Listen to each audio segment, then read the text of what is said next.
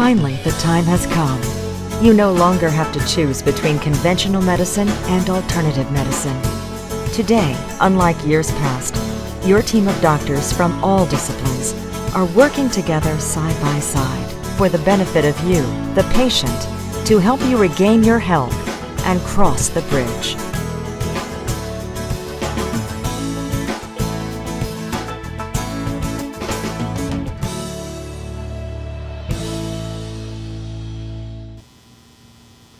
Hello again. Welcome back to the Bridge to Health. My name is Dr. Tom Dow, and my special guest today is Dr. David Weissberg, orthopedic surgeon. Welcome, Dave. Thank you. So, David, as part of our team of healthcare professionals that are helping the people across the Bridge to Health, can you tell the audience exactly what does an orthopedist do in practice? Certainly. Orthopedic surgery is the branch of medicine which basically takes care of the bones, tendons, ligaments, and muscles. The things that allow you to stand up and propel yourself, move, lift, and carry. Generally speaking, most orthopedic surgeons stop at the top of the cervical spine, but we can go all the way down to the toes. And we take care of athletic injuries, degenerative injuries, muscle tears, muscle ligaments, sprains, and fractures. Okay, great. And what specifically do you specialize in your practice? Do you do every joint or you specialize in specific ones? Certainly. I was trained as a general orthopedic surgeon, and in my practice, I in general take care of all aspects of orthopedic surgery. But as medicine has gone into the subspecialization, so have I. So over the years, I used to do total joints, and I did spine surgery, and I did knee and shoulder surgery. And over the years, I have refined my practice now to doing non-operative general orthopedics, in that I'll take care of spine injuries, I'll take care of neck, shoulder, knee. But in terms of operations, my specialty now is mostly in the sports medicine or in just basically the reconstructive surgery of shoulders and knees. Take care of ligament tears, muscle sprains, in an operative manner. But in a conservative manner, non-operatively, I take care of all aspects.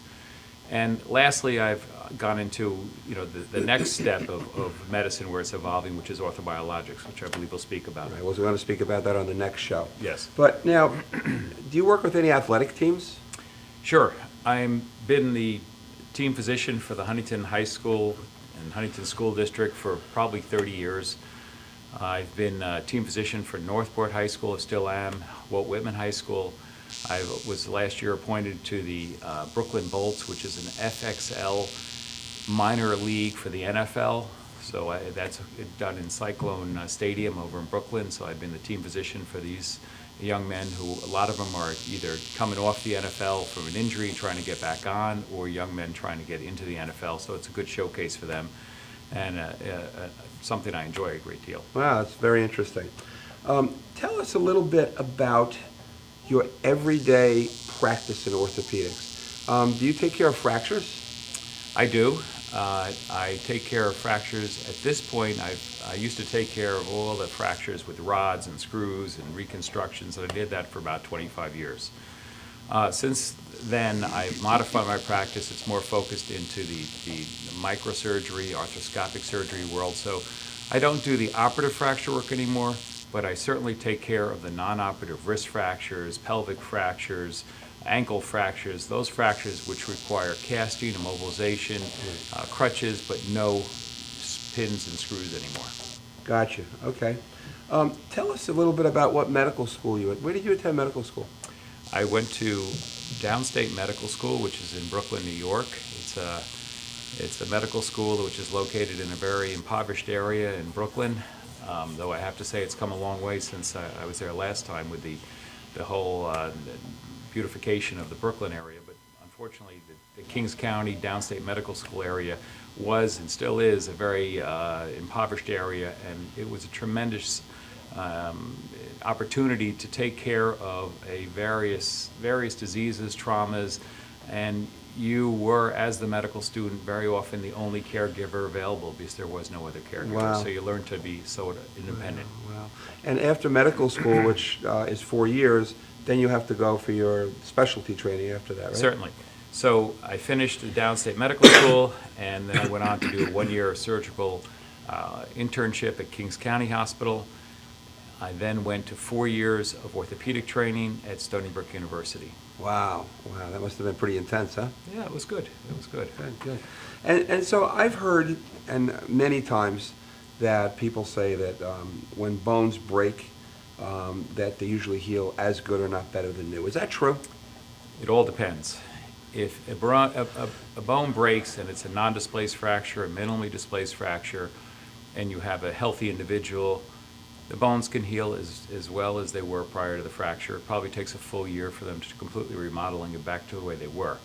The younger the person, the less displacement of the fracture, which is the separation of the one bone from the other, the more normal the healing. The older the person, the more displacement or fractures, which are called open fractures, some the lay people call it compound fractures. Those are the fractures that are much more difficult and more prone to leaving people with deformity and or pain or disability. So it depends on the fracture, and it depends on the individual who has the fracture. Gotcha. So the term soft tissue injury, which refers to I guess anything other than bone, tendon, muscle, ligament, disc. Do you feel that those injuries are as serious or sometimes more serious than fractures? Yeah, actually, they can be more serious. Again, the more simple fractures pretty much heal uneventfully if you give them the right environment, whether it be immobilization or non-weight bearing and crutches. But the soft tissue injuries, unfortunately, sometimes don't heal as complete, and they leave residual scar tissue or laxity or tears, such as a meniscus tear, and some things just do not heal, and they can actually cause more long-term problems than the bone fractures. I found in my practice, treating a lot of trauma patients from car accidents, slips and falls, that where we don't have fractures and they're just soft tissue injuries, that these patients, the biggest challenge we have is the laxity that occurs in the ligaments and the holding elements, whether they're spinal, whether they're knee, whether they're shoulder, and that with that instability, long-term, we have degenerative changes which occur because of the non-support of the joint. Do you find that's the case? Yeah, absolutely. But in addition to what you just explained, which is definitely excellent in that you do get this laxity, you also, at the time of the trauma, get injuries to the joint itself, right, which is the cartilaginous surface, which usually is a smooth, easily gliding surface. And once you have the trauma to the soft tissue, along with that comes injuries to the cartilage of the joint, which also starts a biologic event of slow deterioration, degeneration, breakdown of the joint, loss of the smooth gliding surface, and arthritic condition, which then makes your job and my job much more difficult. Right. And unfortunately, it's a natural progression of trauma. Also, on the other side of laxity, what you see and I see is sometimes the ligaments tear, the people are in pain, they don't move their neck, their back, their joint, and they get tremendously stiff and lose range of motion. Right. So I know one of the things you do in your practice is you do manipulations under anesthesia for some of your patients who you just can't get going. Right. And you bring them over to the surgery center and they give them an anesthesia and you get them moving. Well, what you're doing is trying to break up some of that scar tissue. Exactly. I do that with chiropractic, I do that with physical therapy. Sometimes I also bring them to the operating room and either will operate to break up the scar tissue and then manipulate them, or just manipulate them as do you. Right. So as you can see, Dave is part of our team of healthcare practitioners where we basically can treat our patients a la carte with the best services that each profession has to offer, and sometimes in conjunction with multiple services for the benefit of the patient. A perfect example, Dave, would be a patient that comes in that, let's say they have a spinal disc herniation. If they're just doing physical therapy in another facility, they're strengthening, they're decreasing inflammation, they're seeing an orthopedist who's recommending physical therapy, and nothing's being done to align their spine at the same time. If they're just going to a chiropractor's office and they're not doing physical therapy and they're not strengthening and they're just getting manipulated, they're doing nothing to strengthen the new position of the vertebra. And in our office, we have the benefit with your physical therapy department being there with us of strengthening at the same time that we're correcting, which I feel is a real big benefit and really helps the patient tremendously. I totally agree. It's interesting, early in my career, there was always the wall between the orthopedic surgeon and the chiropractor. Right. We never could quite see eye to eye. We never could quite understand what the other guy was doing, and each had suspicions of the others. And Yeah. what's interesting is over my career, and you've seen my career, and we've known each other many years.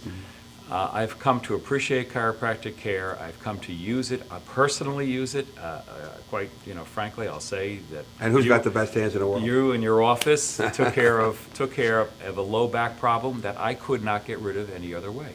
I would have pain, after lifting, carrying, and a few adjustments, and all of a sudden my pain was gone. So it opened my eyes and said, wow, this is real. And as an orthopedic surgeon, we sometimes say, well, how do you manipulate a spine? Really, how do you move one joint on another? We can't believe it, because when we operate Very on these things, specifically and very carefully. right, but I understand that. But when we operate on these joints, you can't see in the spine any way to make it move one way or another. You don't think. Yeah. Yet you showed me my x-rays, you showed me how I was out of alignment, you put me back in alignment, and my pain is gone. Yep. So it's quite impressive, and now I consider you to be another part of my armamentarium in treating my patients. Part of our team. Yeah. Oh, great. So let me ask you a question. What do you feel so you basically, you specialize in shoulders, knees, you do wrist too? I do. Carpal tunnel? I do carpal tunnel surgery. I do decurvings, which is the tendonitis in the thumb. I do injections into the arthritic joints. I do some of the Ortho Biologics stuff we'll be talking about. I do that into the joints in order to alleviate people's symptomatology. Okay. But I do mostly, I would say 80% of my surgery is shoulder and knee problems. Good. And you operated on mine and did a great job. Thank you. Well, thank We have you. a phone call coming in right now. Let's see what the question is. Hello, can I help you? Yes. I would like to ask Dr. Weisberg a question. Okay. I was put on hold. Yep. He's listening to you right now. Go ahead. Oh. You're live. Great. Yeah. Hello, are you there? Yes, I am. Okay, so the question is my father was involved in an accident Okay. a couple of months ago, and he's been receiving physical therapy for about 6 or 7 months now, and I believe he has frozen shoulder at this time, and somehow it impedes his full recovery, and I wanted to know if Dr. Weisberg and Dr. Dow, working in the same office, could help him with his symptoms. Okay. Sure. Go ahead, Dr. Weisberg. So, with the knowledge you just gave me, which is sort of limited in terms of his studies and whether he has arthritis, whether he has rotator cuff tears, it's hard to give you a complete answer, but I could say yes, between the two of us, we're very well equipped to take care of frozen shoulders.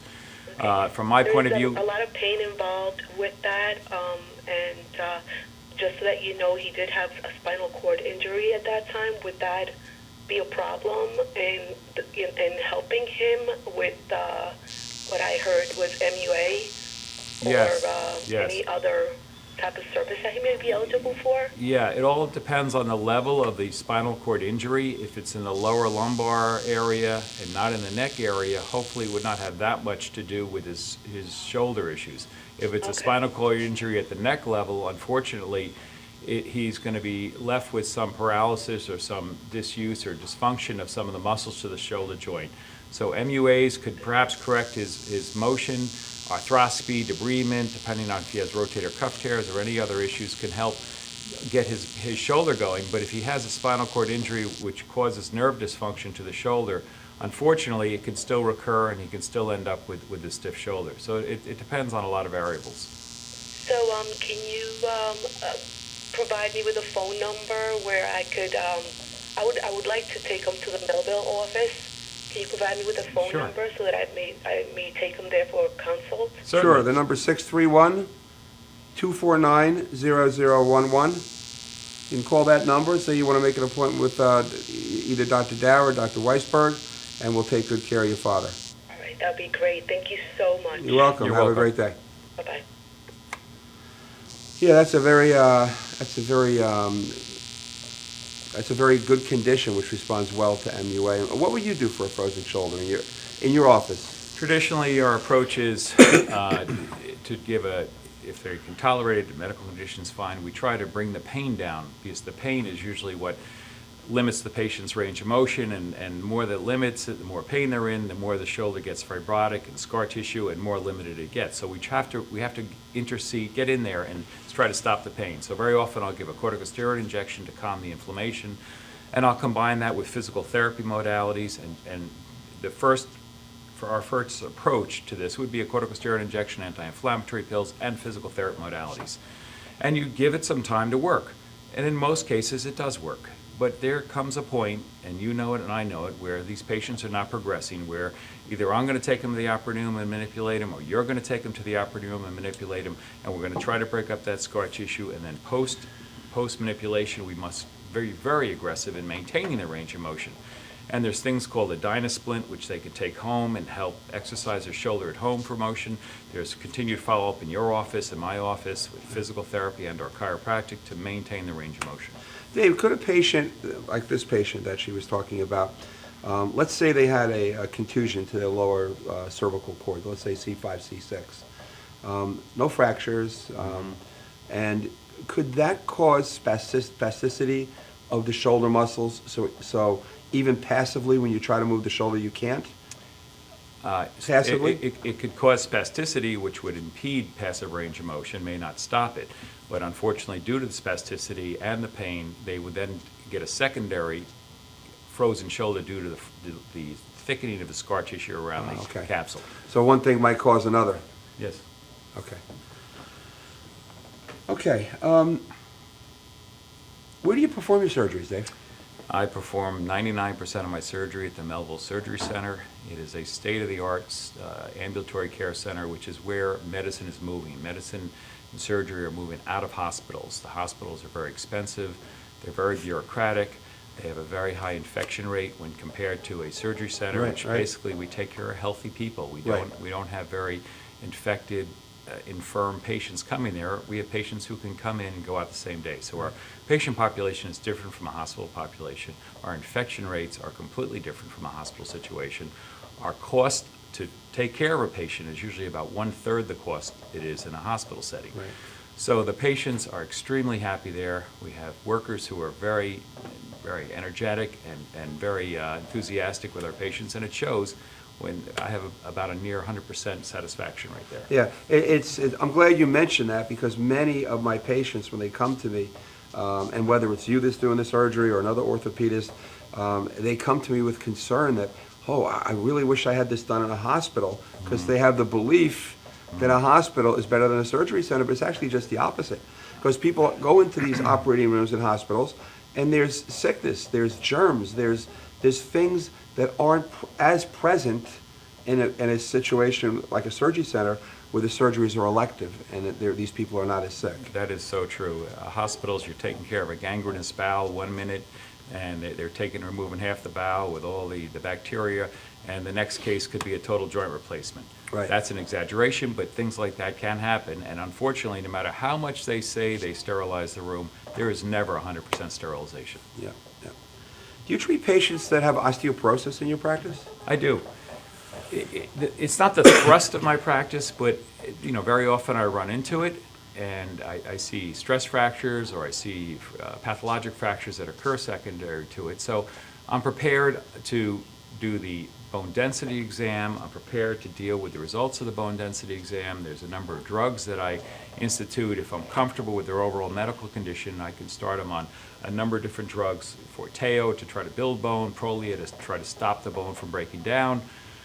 But if it's a more complex problem with medical, a thyroid or parathyroid issues, I'll send them over to a rheumatologist for osteoporosis workup and treatment. And how does that drug Forteo work? I mean, how is it administered? How do they take it? Forteo is administered by injection. We teach the patient how to inject themselves into the subcutaneous area. It's a pre-filled syringe, which makes it sort of easy to just click once, and it gives you the right dosage. You pull back the next day, put a new needle on it, click it again.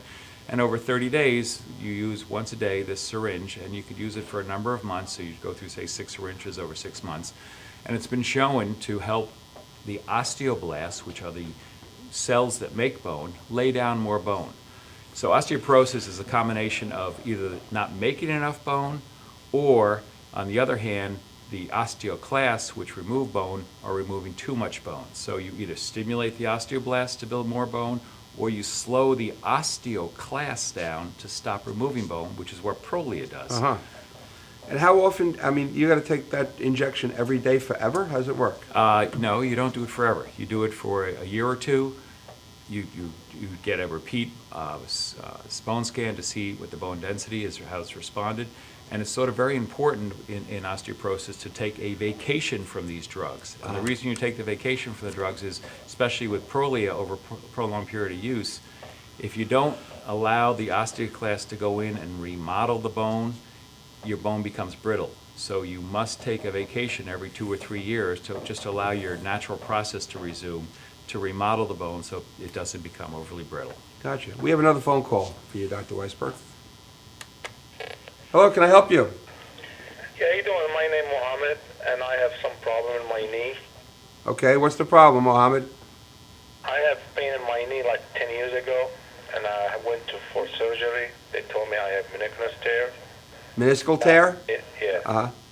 And now I have really bad arthritis in my knee, and then I went to the doctor, and they said they cannot do nothing. So you went to a doctor, he said you have bad arthritis, and there's no treatment for that. No, zero. How old are you, Mohammed? I'm 49. Okay. So if you had really bad arthritis, the first thing you don't want to rush into is a total joint replacement due to your young age, because joint replacements in young people generally don't last that long. And you only want to have one joint replacement in your life, not two, because the second revision is much more difficult and has a much higher complication rate. So what you want to do is seek out other options, and I'll be speaking about it in the next show, but there are treatments such as the hyaluronic acid gel shots, the use of PRP, which is platelet-rich plasma, the use of stem cells, and all of these things can modulate the internal environment of your knee to help get rid of your pain and increase your function and improve the quality of your life.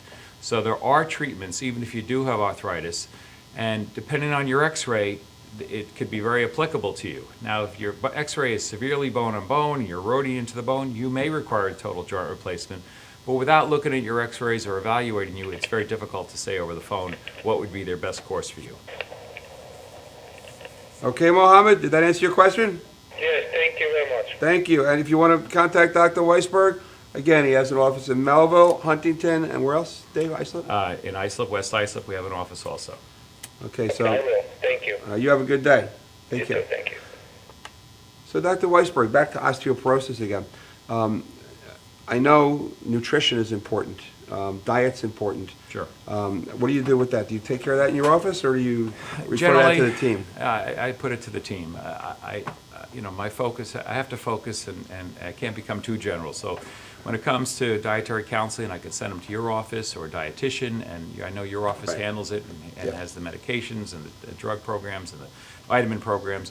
So, that's something I don't handle, but I know your office does. Right. Yeah. Our office, we have specialists that come in where they'll do a complete blood panel on our patients and measure their vitamin D levels, measure their calcium, all the mineral levels, and then determine what the best cocktail, let's say, of vitamins or mineral supplements are for the optimal chance of building good bone again with calcium.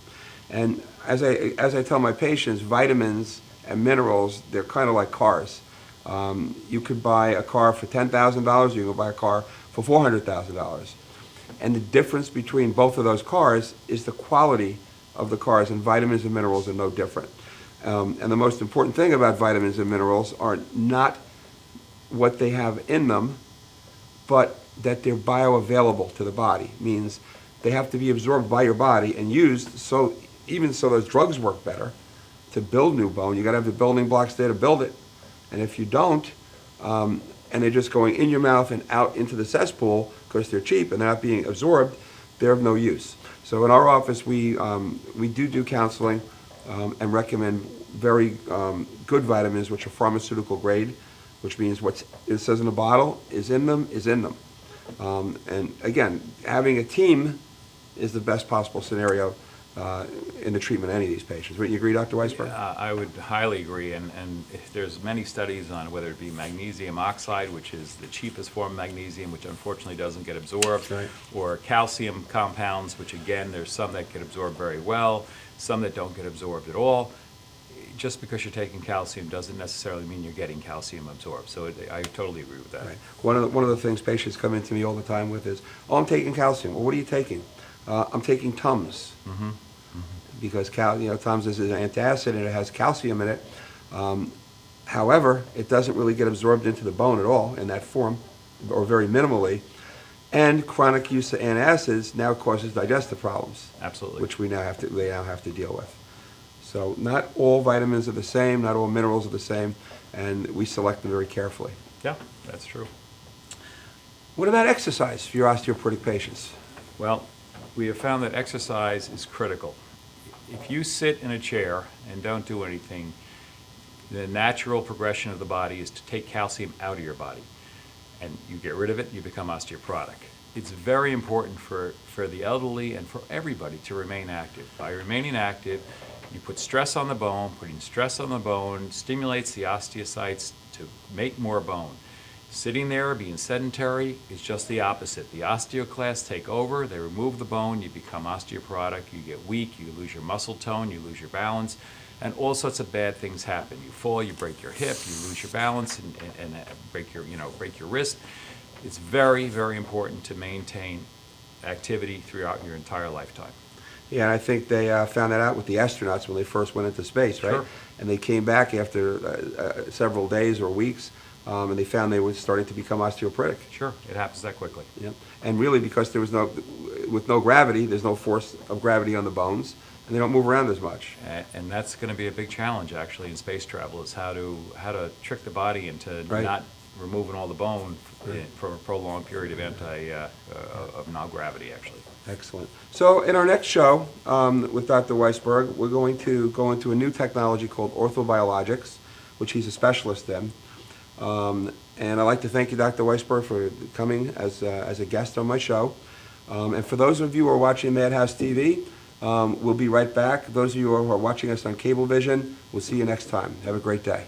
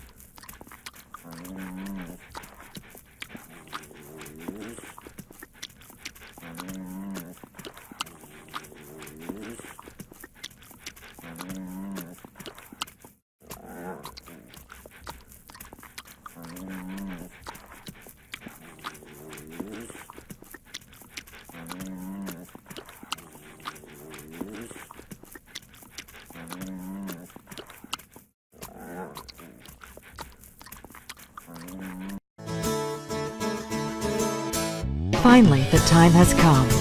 You no longer have to choose between conventional medicine and alternative medicine. Today, unlike years past, your team of doctors from all disciplines are working together side by side for the benefit of you, the patient, to help you regain your health and cross the bridge.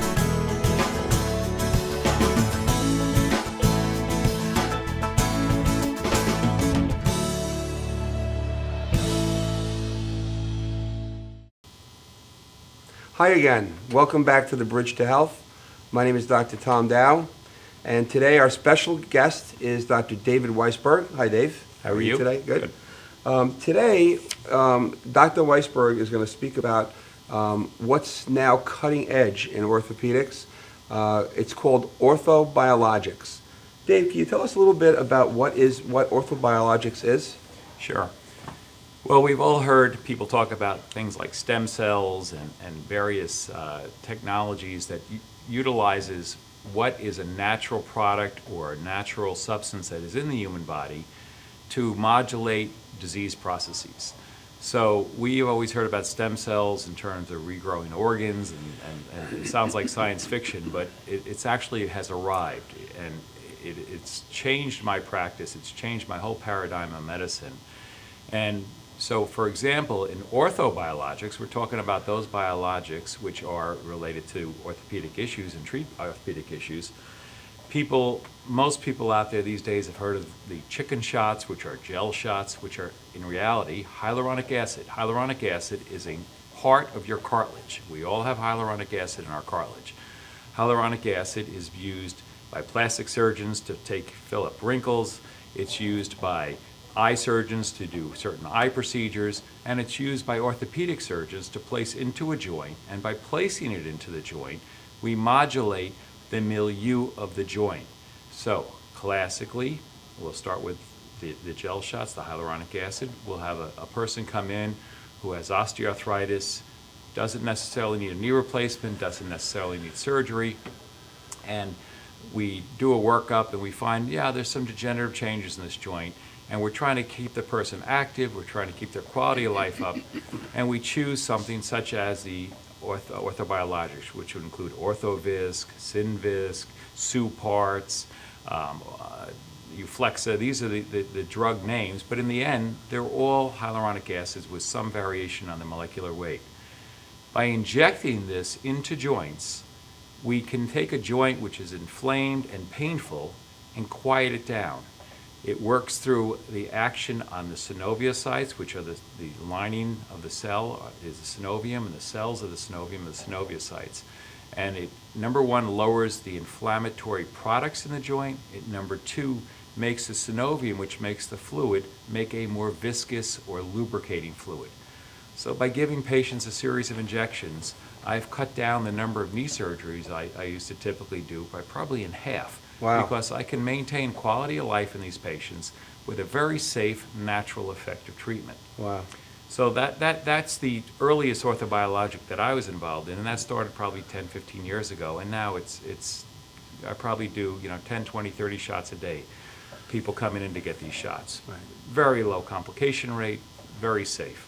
So I guess what you're saying, before they had this available, you would just use like a drug like cortisone, a lidocaine, Sure. just to cut the inflammation down in the joint. And now we have something that not only does that, but also produces a more lubricated joint by causing more lubricating fluid to be produced, whereas an arthritic joint is more dried out and doesn't have that fluid, correct? Correct. And Kind of like a cushioning almost. people like to think of it as, but I'm very careful to tell my patients, you're not actually regrowing anything, you're just improving the environment of the knee joint Right. and make it less inflammatory. And cortisone is nice in certain instances, but cortisone actually cuts down the metabolism of chondrocytes, which are the cartilage cells in the joint, and repeated injections of cortisone can actually be deleterious. Now, cortisone only works for 4 to 6 weeks at best, whereas these shots, after you're done with a series of 3 or 5 injections, it can last 6 months to a year. Wow. I personally have used them on my knees for over 4 years now, and my last series of injections I got 12-month relief from. Wow. So it's a phenomenal, that's the first step, but we've gone beyond that now. We've gone to much more focused treatments. which I'm happy to talk about. And the first one I would mention would be platelet-rich plasma, Which they use the word PRP for that, right? PRP. Everybody says therapy. PRP, yeah. Right. So PRP therapy has been around for probably 20 years, but it started in cardiac surgery, that dentists were using it, and it's found its way into orthopedics over the last 10 years. And what it is you remove blood from the patient by taking, just like taking a blood sample from their vein. You take 6 cc's, 10 cc's, up to 60 cc's, depending on particular company you're using to get your platelets from. And then you prepare it through centrifugation. You put it in a centrifuge. You do that right in your office? Right in my office. And by doing this, we can separate the platelets from the red blood cells and the white blood cells. Different companies have different preparations. Some end up with more red blood cells, some end up with some white blood cells, and some end up with just platelets. But the beauty of this is, when you put this into a joint or soft tissue like a tendon, such as the Achilles tendon, or into a tennis elbow or golfer's elbow, also known as epicondylitis, you're not just calming the pain down, you're actually turning the body on to heal itself. So there are areas of the body that have limited vascularity, limited regeneration, blood flow. Right. And because of that, they just can't heal itself. So by using this preparation, PRP, the platelets have 8 major growth factors in them. The plasma that it's contained in have 1,200 different proteins in it. And so we've started with giving sort of a shotgun approach. You're just putting the PRP in. In the future, you will see preparations which will only use certain growth factors and certain proteins. I see this as the future of orthopedics and the future of medicine, that we will modulate the body and disease processes by natural processes such as this. That's amazing. I mean, so basically, when you have a joint which doesn't have that good of a blood flow to it, the blood flow is necessary for the body to heal, because it has the Absolutely. components in it that help that injured area to heal. And when you have an area or a joint that doesn't have that good blood flow, you're actually taking the own person's blood out of their body, preparing it in a certain way, and with an injection putting it into the area that the body can't get it to. Is that right? In 15 minutes, their blood is out, it's spun, and it's going back into the patient. What it does is it starts an increased blood flow, and you just mentioned joints, but I tell you that it works beautiful in knees. There's a study from special surgery by Dr. Halperin who showed, I believe he said 70% of the people actually halted their progression of osteoarthritis, which is nothing else has ever been shown to do that. Wow. And that was in a study on knees, Wow. I think in 2013. But what it also works on, and this is the phenomenal thing, is the things like tennis elbow and those people with those chronic Achilles tendon pains and the posterior tibial tendon pains, all these tendons that degenerate. You don't quite know what to do for them. You could put them in a cast, you could put them in therapy, but in the end, it just seems to keep coming back. In most instances, one shot of PRP, Wow. one shot. And over a period of weeks to months, because what you're doing is, I say to my patients, look, I'm doing surgery without a knife. I am going to turn your body on to heal itself, but I'm not going to cut you. I'm just going to do these injections. So you don't want to overpromise, but I will tell you my results are phenomenal. And it's becoming more and more prevalent at the conventions now, that you're seeing more and more time being spent in things such as the hyaluronic acids, the PRP, and so many major athletes, including Tiger Woods and many others, use PRP on a regular basis to maintain their health and to maintain that cutting edge that they have to be such excellent athletes. So you're not just putting this into a joint, you could inject this into a tendon, into a muscle. Absolutely. Have they been able to do this with injured discs? There are people that are actually putting it into the disc spaces right now, and it's going to be PRP, perhaps combined with stem cells, which I'll also be talking about shortly. And what you're trying to do is recreate the biologic environment that you had prior to your injury and try to reverse some of the degenerative processes. So these injections into the elbow and into the heel, I used to do 2 or 3 tennis elbow surgeries a month. I haven't done a tennis elbow surgery in 3 years. Wow. Since I started doing this. Wow. The cortisone shots and the therapy, quite honestly, they're just temporizers. But Right. this is something that actually brings about a cure. So hopefully insurance companies will recognize it in the near future and start to support it, but it saves them tremendous amounts of money. They don't have to pay for surgery centers. They Right, don't have to right, pay right. for physical And they therapy. don't They don't have to recognize pay it for now? surgery. They are very slow to recognize Wow. it. There's Foolish. always some study that says it doesn't work, and many studies that say it does work. I can tell you, in my experience, it's phenomenal. It's a complete game changer. It's changed my practice. I'm going to make an appointment with you next week. I have a whole bunch of things you get injected. So, so the therapy itself is, again, we remove some blood from you. Right. We bring it to our centrifuge. We prepare it. We come back. We take just that platelet portion of the centrifugation, and we inject it into the area. We have found that things like muscle strains, hamstring sprains, calf tears, muscle tears, you put it into these people who would normally take months to come around. In weeks they seem to come around. It's somewhat miraculous. Well, it makes sense because they're getting the body's own healing substances into the area which it's hard for it to get to. Yeah, and it's concentrated. Do people ever feel immediate results from it? Yeah. Well, actually, you have slide one? That's slide two. Slide two is showing you, that's showing you all the areas of the body that, that the PRP works on. But it's not talking about is the muscles that also it can go into. It can go into a hip joint, but things like plantar fasciitis, ligament sprains, these things, and joints in order to take care of arthritic pain. They respond tremendously. Now on the one slide on the left, this one right here, this is the process I was talking about. Basically, we remove some blood, we put it in centrifugation, we drain out that portion that we want, and we then inject it into the area that we're trying to affect a change and a cure into. So that's PRP. Phenomenal. It's only going to get better. The processing of the blood, the separation of the products is going to only improve in the future, and we'll be able to target better with more studies which particular aspect of the platelets or the growth factors that we need to get a better result.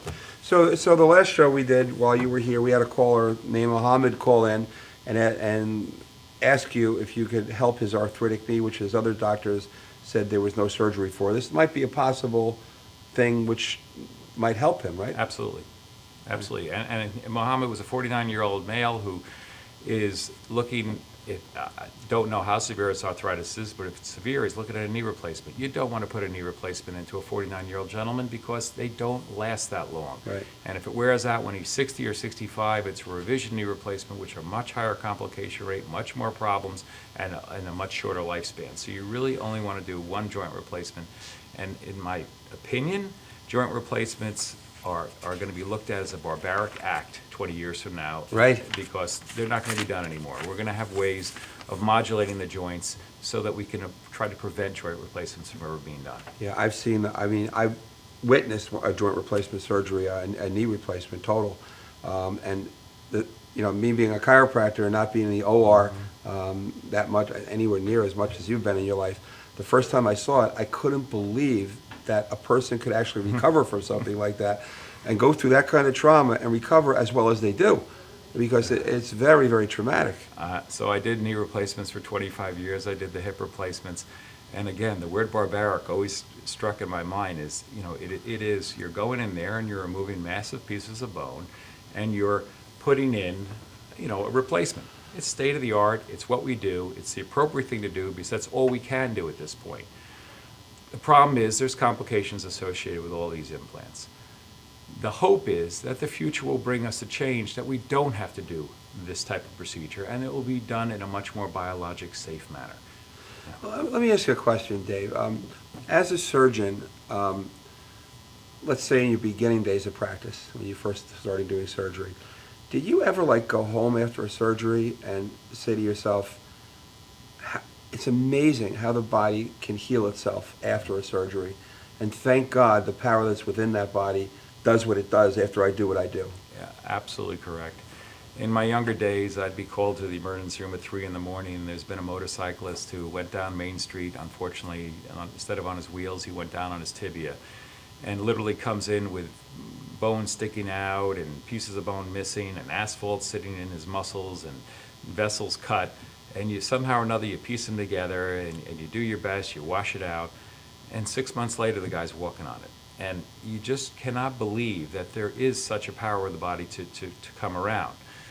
So that's where we are now, but where we're going to go in the future is to allow that person to heal quicker and to heal with less permanent disability. And Right. that's where we want to go, and that's where medicine is going. Right. What is the orthopedic specialist in North Carolina's position on PRP? They are very pro-PRP. They're one of the organizations and companies down there that are believers and out there proselytizing, as I do, the importance of PRP.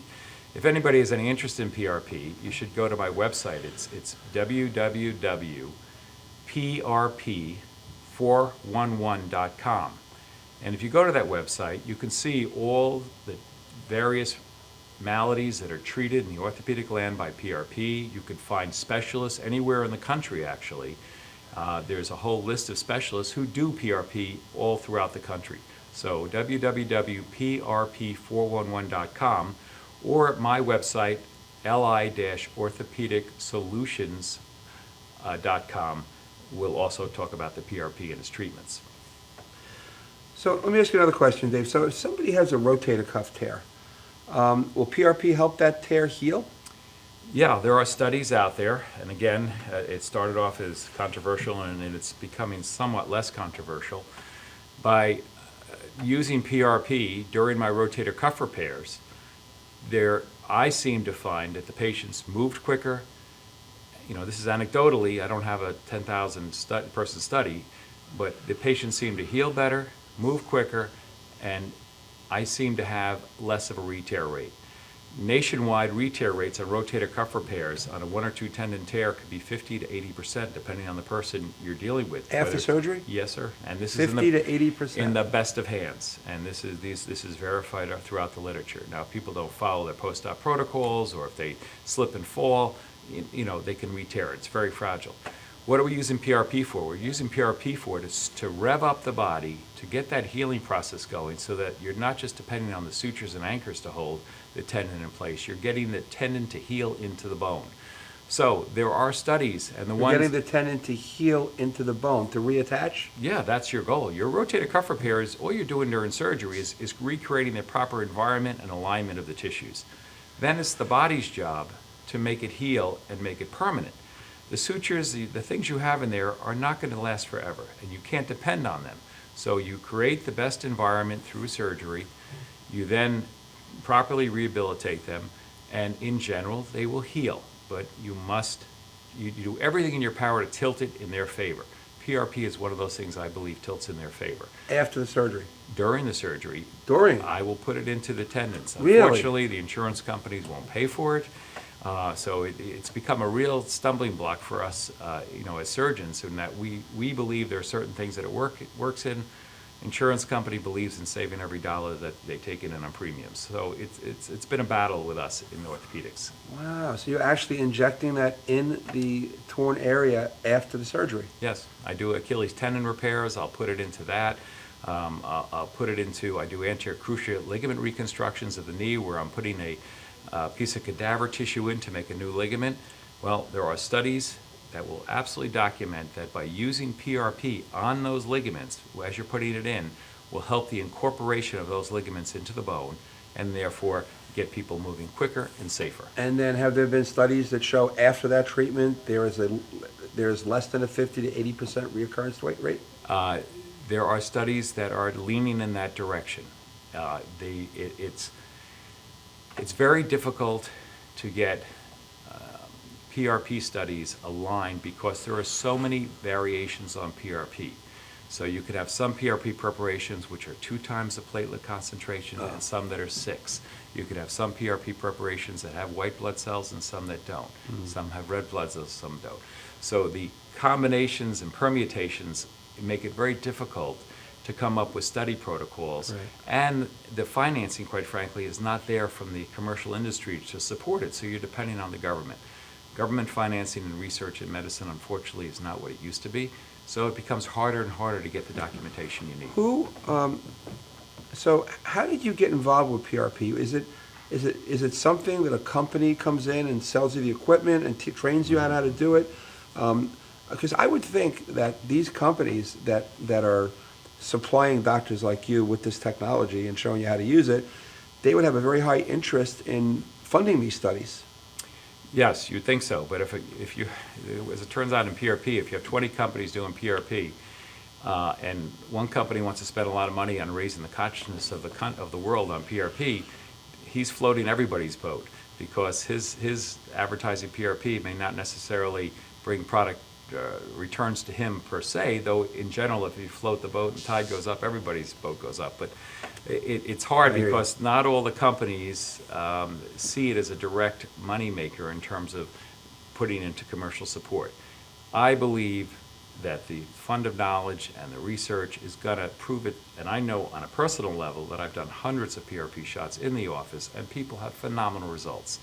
So, I'm a believer, and you said, how did I come upon it? I came upon it after getting 4 cortisone shots in my tennis elbow, not be able to hold a golf club, and one of my colleagues, while at the surgery center, said, "Hey, David, why don't you try this?" And he put PRP in my elbow, and that was 4 years ago, maybe 5 years ago now. You're playing golf well. That's another story. 1 shot of PRP, and I was cured. Wow. I got slowly better, and it disappeared. I've not had 1 recurrence since that Wow. time.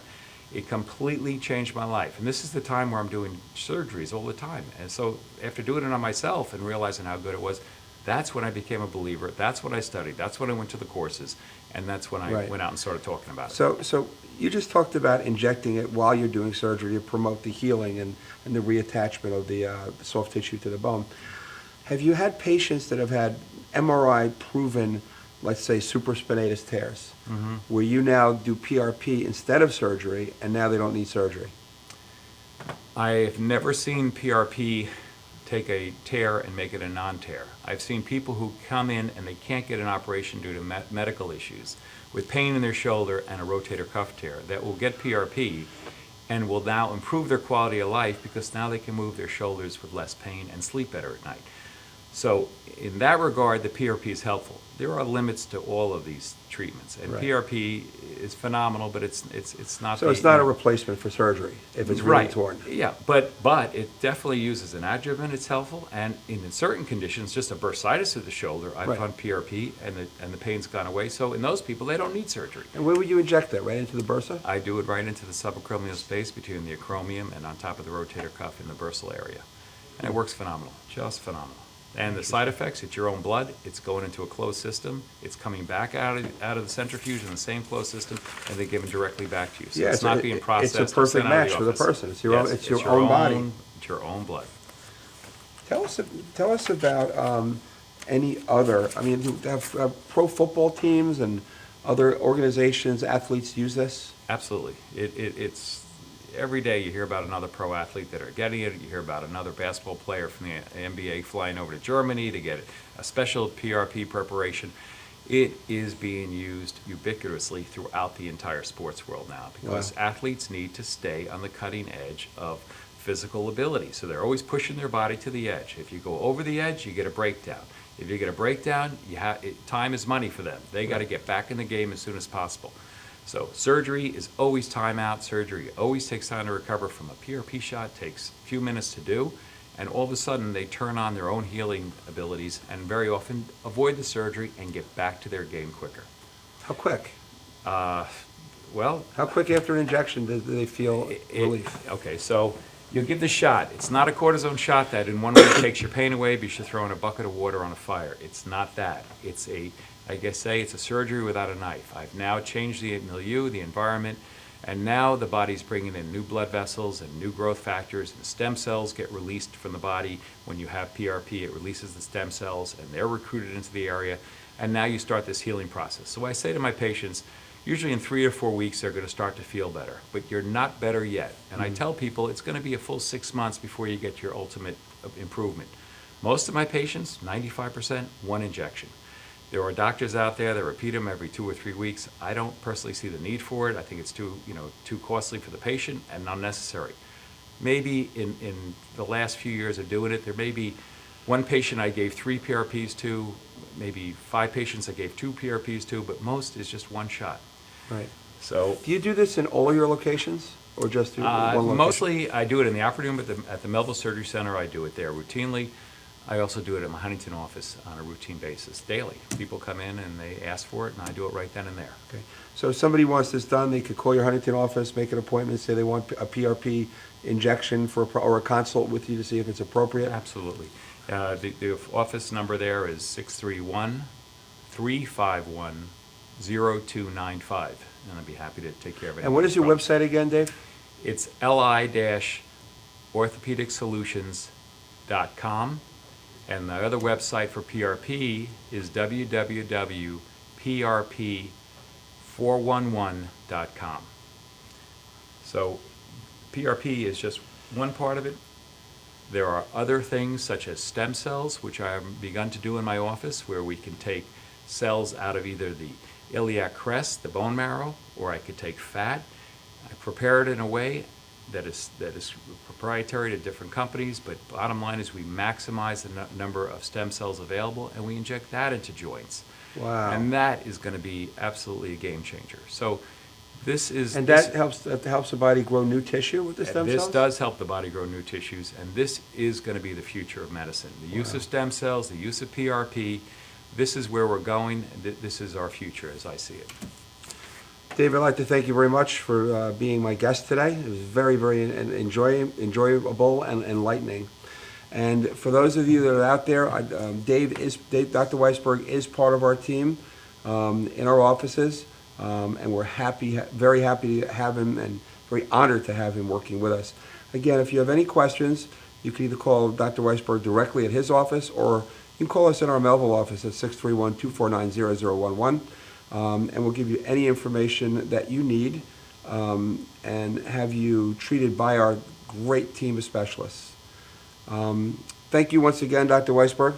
Oh, you're very welcome. For joining us. Thanks for having me. And thank you for watching The Bridge to Health, and we look forward to seeing you again. Have a great day.